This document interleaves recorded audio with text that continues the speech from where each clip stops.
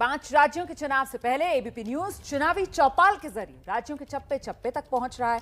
लोगों के मुद्दे, उनकी समस्याएं, उनकी मांगों के बारे में हम पता लगा रहे हैं। और आज की हमारी चुनावी चौपाल बुलंदशहर से एबीपी न्यूज संवाददाता मनोज्ञा लोईवाल ने पता लगाया बुलंदशहर की सियाना सीट का चुनावी मूड। ये इमारत कह रही है हवा किस तरफ बह रही है, लेकिन ये इमारत ये भी कह रही है कि इसने कितने न जाने मौसम देखे हैं, पतझड़ और या फिर बारिश का मौसम। लेकिन आंसुओं की झड़ी इस गांव ने इतनी देखी है कि आपको शब्दों में बयां करना हमारे लिए भी मुश्किल है। मैं इस समय हूं बुलंदशहर के सैदपुर गांव में, एक ऐसा गांव जहां की आबादी 16,000 है, लेकिन यहां पर करीब 4,000 लोग सेना या फिर ऐसी कोई ना कोई फोर्स में भर्ती रहे हैं। इस गांव ने न जाने कितनी मौतें देखी हैं, लेकिन मौत नहीं कहते हैं उसे, कहते हैं शहीद, क्योंकि इस गांव का वर्चस्व और अगर हम ये कहें कि घमंड सिर्फ और सिर्फ वो ही शहीद हैं जो यहाँ रहे हैं। डॉक्टर अर्जुन सिसोदिया जी हमारे साथ हैं। न सिर्फ आप कवि हैं, लेकिन हमें ये बताइए कि इसे कैसे शब्दों में बयां करेंगे। मनोज्ञा जी, मैं बहुत रोमांचित होता हूँ और अपने को गौरवशाली महसूस करता हूँ कि मैं इस जनपद का बेटा हूँ, मैं इस जनपद में रहता हूँ और ये सैदपुर मेरे मित्रों का गांव है, मेरे ऐसे मित्रों का गांव है जिन्होंने सरहदों पर शहादत भी दी। यहाँ की मिट्टी में, यहाँ की माँओं के दूध में कोई ऐसी बात है कि जो राष्ट्र के लिए सर्वोच्च बलिदान करने के लिए बच्चों को भेजती है और प्रेरित करती है। ये तब इस देश की मातृशक्ति की ओर से पढ़ना चाहता हूँ जिन्होंने ये कहा कि हमारे बेटे सरहद पर शहीद हो गए, इसके लिए आंखों में आंसू नहीं, आंसू हैं तो इसलिए कि दूसरा बेटा नहीं था जिसे सरहद पर भेज पाती। कि मुझसे सौभाग्य, ये आदरणीय शौर्य और पराक्रम के मेडल लगी हुई वर्दी ये मेरे सामने मेरे बराबर में है। आदरणीय स्वरूप सिंह जी ने सैल्यूट करता हूं, पंक्तियां पढ़ता हूं।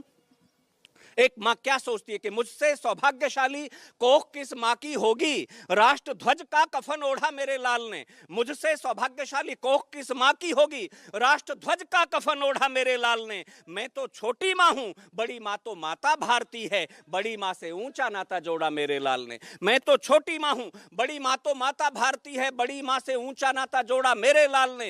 अश्रुधारा बह रही है, गर्व से माँ कह रही है, सैनिक का प्रण नहीं तोड़ा मेरे लाल ने। शत्रु शीश फोड़ दिए, चाहे प्राण छोड़ दिए, हाथ से तिरंगा नहीं छोड़ा मेरे लाल ने, हाथ से तिरंगा नहीं छोड़ा मेरे लाल ने। स्वरूप सिंह जी, ये ऐसी पंक्तियां होती हैं जो गदगद कर देती हैं। आपको न जाने कितनी बातें याद आ रही होंगी, और ये जो अवार्ड्स हैं, ये जो मेडल हैं, सीने पे लगाकर क्या महसूस करते हैं? इनको लगा के आज तो बड़ा गौरवान्वित महसूस करते हैं। जो देश के हालात हैं, आज वहाँ पहुँच तो नहीं सकते, लेकिन टीवी पे देख के बड़ा महसूस करते हैं कि आज देश में क्या हो रहा है। कैसे देखते हैं एक पूर्व सैनिक के नाते, एक अवार्डेड सैनिक के नाते, इतने सारे अवार्ड्स, इतने सारे मेडल, वो चाहे राष्ट्रपति से हों, गदगद तो होता है दिल, लेकिन राजनीति जब देखते हैं या इस बार चुनाव को देखते हैं तो क्या सोचते हैं मुद्दे? भाई यही है, मैं यही सोचता हूँ कि हमारा देश तरक्की करे, खुशहाल हो और सेना की भी तरक्की हो। इस बार चुनाव के लिए गांव के क्या मुद्दे होंगे आपके इस गांव?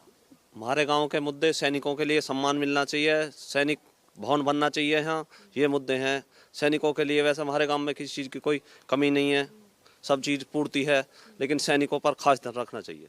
लोगों से ही पूछ लेते हैं कि इस बार चुनाव के मुद्दे फौजी साहब क्या देखेंगे, क्या सोचकर वोट?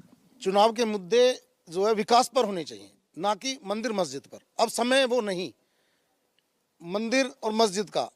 जो नौजवान हैं उनको रोजगार मिलना चाहिए, जो जिनके पास मकान नहीं है उनको मकान मिलना चाहिए, जो सम्मान आर्थ उन्हें सम्मान भी मिलना चाहिए। इस प्रकार के मुद्दे होने चाहिए।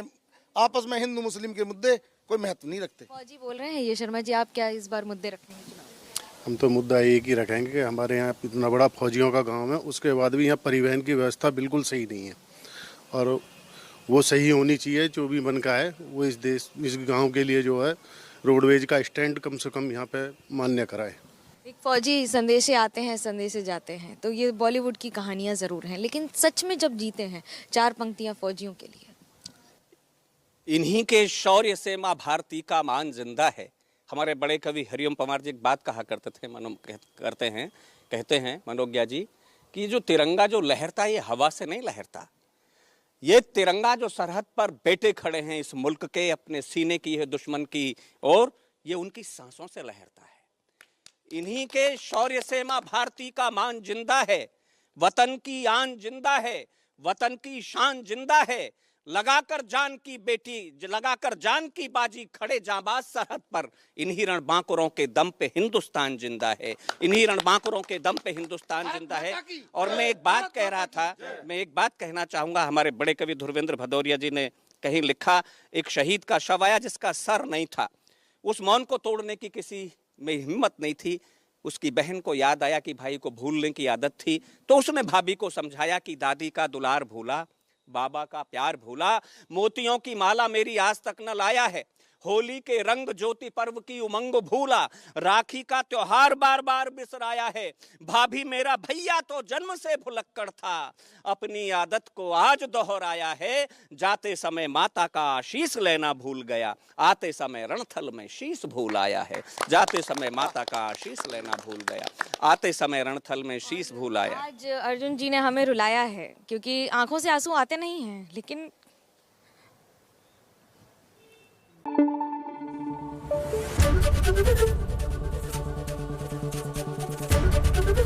एबीपी न्यूज आपको रखे आगे।